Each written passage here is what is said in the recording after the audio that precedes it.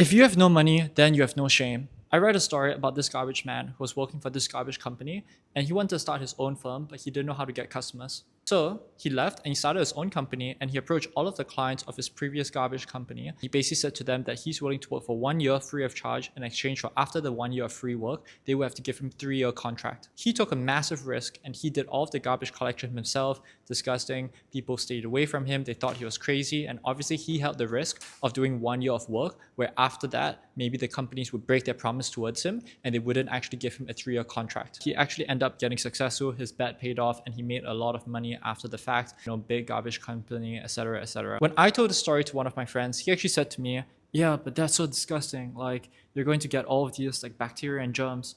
And he's probably like completely right. But the point I was actually trying to make when I told him the story was like, you sometimes have to be willing to like suffer and be willing to do things that no one else is willing to do. For example, for myself, my name's Jin, I'm Singaporean, and for many years I would travel in and out between Malaysia and Singapore every single day, including on Sundays when I have to go down and do like web development, like meetings where I would develop the websites in front of clients. Like there were a lot of hard times. Like I remember like I would have to go into Singapore at 7:30 a.m. for a networking event, and I would have to get up at 5 a.m., leave my house like 5:15 and make it there in the center of Singapore like just in time. And then I remember there was one day where I was like coming back and I was so exhausted.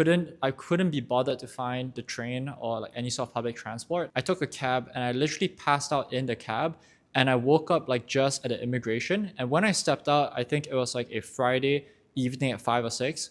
And for anyone who's gone through immigration at that time, you just know like you are packed like sardines. And it took me like I think 2 or 3 hours to just get across the immigration itself. Not even the entire transit, like just like one way across like the immigration. Right now, I'm 25 years old and last year I made $500,000. So obviously like I would say like things have paid off. But sometimes like if you're watching this video and right now like you're going through a tough time, you can just think to yourself that this is just for now, not forever.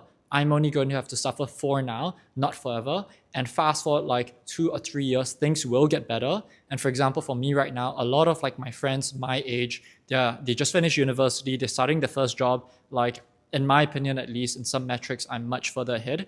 And so if you're willing to suffer, you'll definitely end up winning. Not tomorrow, maybe not next week, but eventually.